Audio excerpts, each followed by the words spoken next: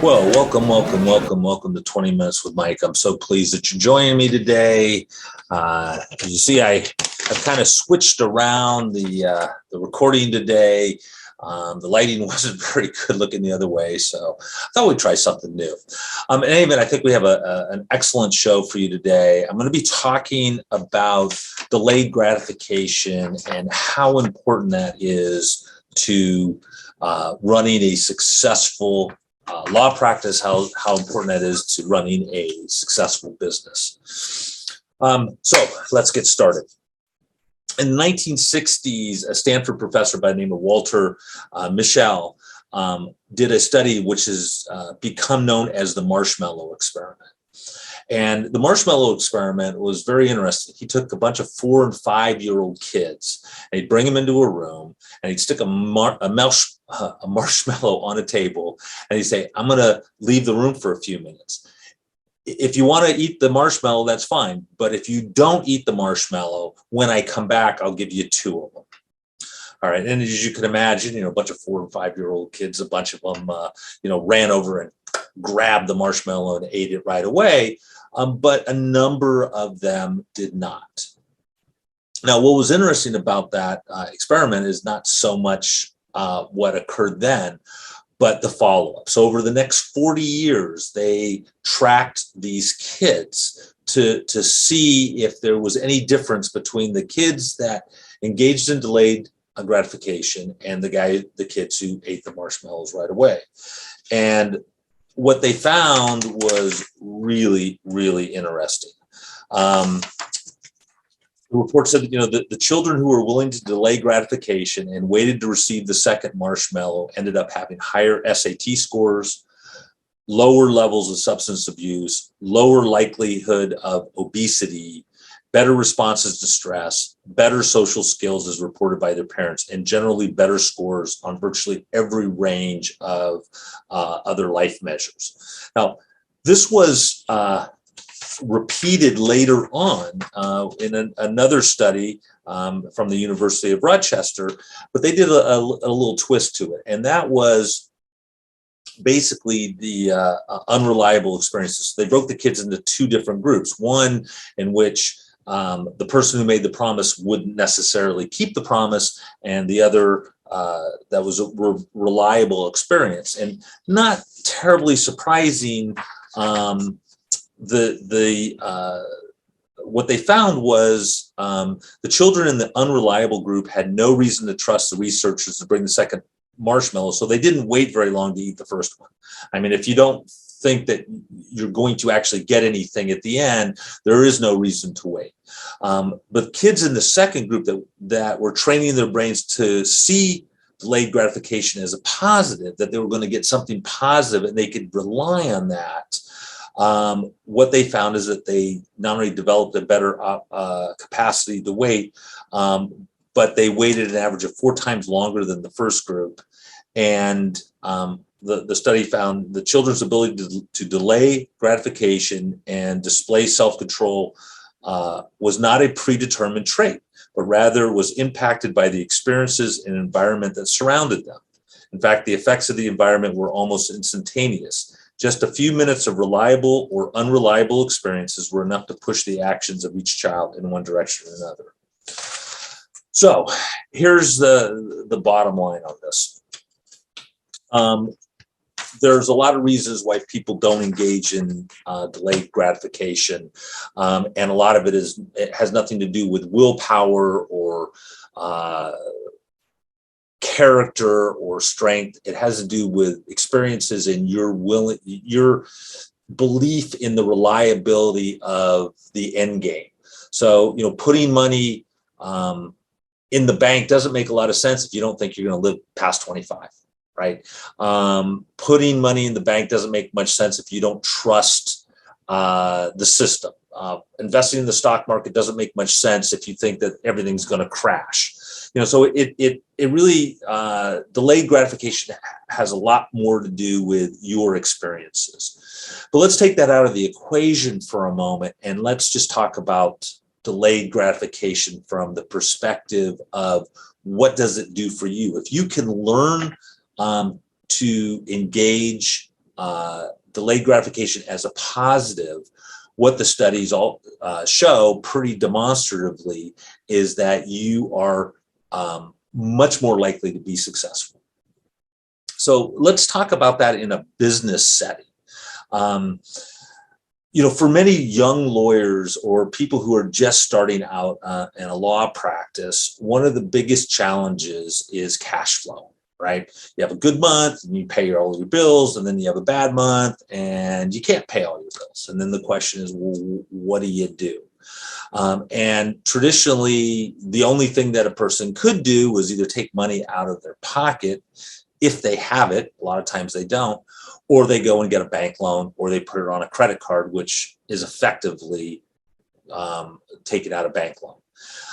I've known a lot of lawyers who run their practice basically with credit cards. And when they don't have enough money to cover the bills, they put it on a credit card and they just hope and really hope that the next month is better and they can pay it off. And then it's this cycle of feast and famine. And the challenge with that is that it's really, really hard to get ahead. If you're basically spending every penny you make, you're not, it's really tough to get ahead. And even if you start to get ahead, if you have a lot of debt, all of that excess money is going to service that debt. And that obviously is a real challenge. I think that it's really important to talk about the fact that a lot of firms, a lot of people who are running firms only think about one number. They think about their gross revenue, how much money is coming in, because what that gives them is access to money, right? As my mentor, Richard James says, the top line, which is your gross revenue, is for vanity. The bottom line, which is your profit, your net, that's for sanity. And the challenge with people for a lot of firms is that they're, while they might be doing well on gross revenue, they're spending every penny they make, and they're really having a tough time getting ahead. They're not seeing a substantial profit. And when I talk about profit, I'm not talking about your salary. If you are running a firm, you should be getting a salary.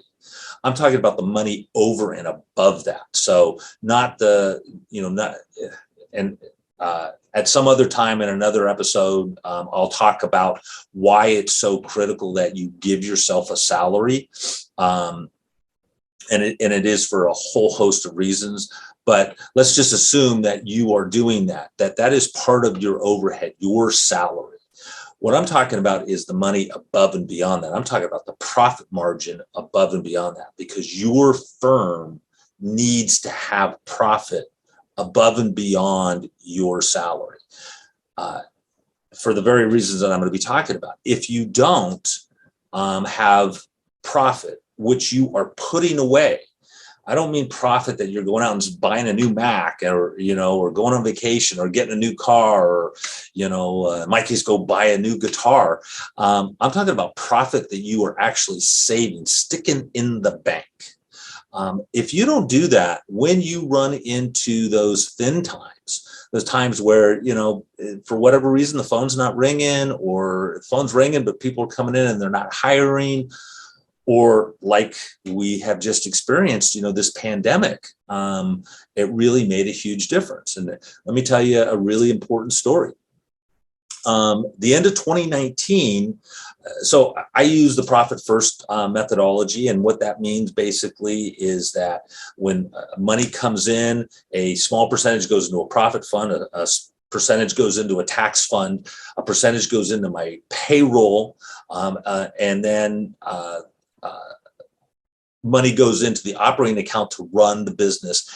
And then what is above and beyond that, I cut off a slice and I put it in a rainy day fund, or what I call a holding fund. And at the end of 2019, I had $100,000 sitting in that fund.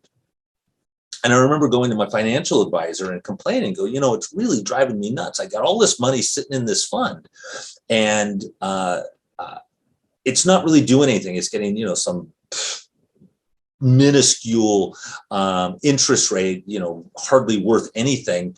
And I feel like I should be doing something with it. And he said to me, Leonard said to me, it was very wise. He says, what's that money for? And I said, that money's for in case we have a bad month and I need it. He said, so you need it to be liquid, right? I said, yeah. He said, then don't touch it. It is doing exactly what it's supposed to do. It is sitting there being available for when you need it.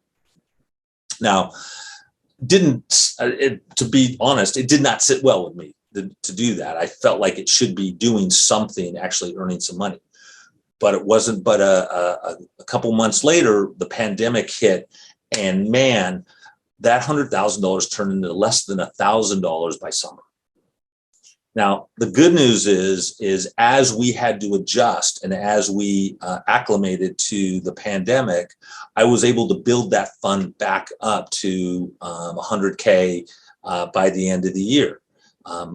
But I needed it. I needed $100,000 to cover the various costs and expenses and things that come up, because during that time of year, I had subscriptions that came up and, bills that I had to pay, employees that I had to pay. And by having that money readily available, I was able to do that, and I didn't have to take out a loan. If I'd had to take out a loan, I'd still be paying that loan off, right? I mean, the interest on $100,000 from a bank is, fairly significant. I'd have to be paying that off, and I'd be continuing to pay that off for probably a couple of years. That's not the best way to do things. Now, so what did I do is I basically was my own bank. I loaned myself that money. It was my money, but I, effectively loaning it to myself so that I covered the bills. Now, this might be really challenging if you're saying, hey, I am brand new. I'm right out of law school and I'm opening a firm, or, I was working for the public defender or the DA or whatever. I decided to go out on my own. And I might have a little bit of money set aside, but I don't have a nest egg. I don't have, a big account. Well, I hear you, brother. And neither did I. When I started on this venture and really started to build this firm into a profitable and viable firm, I didn't have any money sitting in the bank. As a matter of fact, I was at a place where I didn't know where the money was going to come from to pay the rent. But I started the process, and slowly what I did is I would just cut a piece off of the money that came in, and I would start to sock it away. And this is where we come back to delayed gratification. Instead of going out and buying something new, or, upgrading things, or, getting new furniture for the office or whatever, I just delayed that. And I said, you know what? It is more important for me to put this money away, to sock it away and put it in the bank. And I'd like to say it was growing, but it wasn't, but have it available for those days that I need it. Now, the beauty of it is that once that was built, once I had the money in the bank, not only did I sleep better, because I didn't have to worry about covering payroll, covering rent, and covering my taxes, because the money was in the bank. Once I had that, then it gave me a bunch of options. So, Jocko Willink says that, discipline gives you freedom. And it does. If you discipline yourself early in the process, then you have freedom later. If whether you're putting money in a 401k, or investing it in whatever property, art, gold, whatever it is that you're investing in, as long as you are doing it on a consistent and regular basis, it will grow. The stock market goes up and then it goes down, and it goes up and it goes down, but over the long trajectory, it goes up. Right. And historically, that's the way it's always been. And knock on wood, that's the way it will continue, because I have money, in those kinds of investments. But the bottom line is this: if you consistently invest and you consistently put money aside, you will have the ability to increase your nest egg.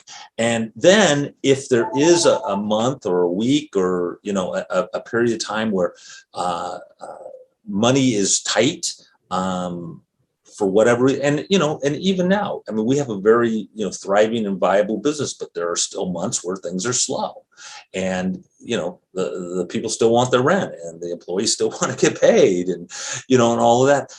We have the money to do that, and it gives you the flexibility and the ability to do that. So it really comes back to delayed gratification. It's the ability to discipline yourself to say, look, I'm not going to spend every penny I make.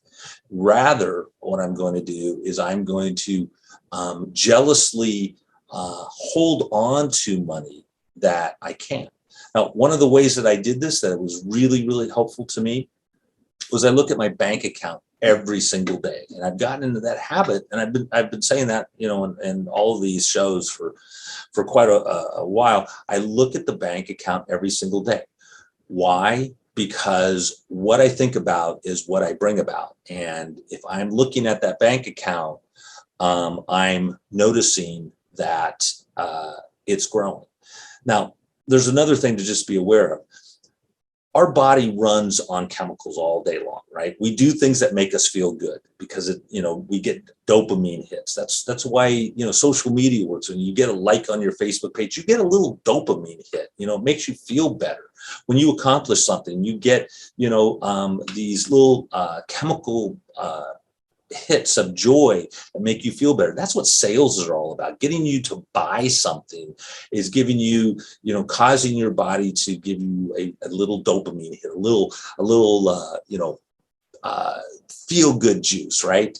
What you got to train yourself to is feeling the same way about saving money. So now, because I have worked really hard at it, when I go into the bank account and I see that the numbers have gone up, and you got to track it because sometimes it goes up, sometimes it goes down, but you're looking for that trajectory. As I see that the numbers go up and that money is being put away, I get a little dopamine hit, a little joy juice, a chemical reaction in my body that says, hey, you are really doing something good. And if you train yourself to do that, if you train yourself to actually enjoy that, then what you're going to see is that you will continue to do it. Now, the only way you're going to get to do that is if you monitor and track it every day. So, if you're starting a new firm, let me kind of cut right to the chase here. If you're starting a new firm, or if you're starting any kind of business whatsoever, you have to deploy discipline, and you have to have delayed gratification. You've got to give yourself the opportunity to grow your business, invest in your business, to put the time in your business so that later on, you can actually enjoy the fruits of it. If you're always living on a shoestring, and if you're living mouth to mouth, paycheck to paycheck, and you don't know where the next dollar is going to come from, and you don't have any money set aside, that's just a really stressful life. And it doesn't have to be that way. There are ways to do it. I'm no financial genius. I learned a lot of this stuff the hard way, but I have trained myself so that when I save money, it makes me feel good. And if it makes me feel good, it makes me feel every bit as good as if I went out and bought a brand new guitar. It may not be as fun, but what I know is that later I can get even a better guitar. I can get a better thing. I can spend more money because I have worked so hard to save that money and let it work for me and let it grow. Because money does grow. Money has that ability, even at these low interest rates. All right, guys, I can see that I'm almost out of time. And, just to remind people, the things that I'm talking about, we go much more in depth on with in counseling and working with people. I work with clients who, I go much more in depth with them, and I teach them how to actually enjoy building their businesses and actually how to be profitable. Even if you're a lawyer. So I hope you enjoy this. I hope that this is useful. And just remember, be grateful for what you've got and be willing to work for what you want. All right, everybody, y'all take care.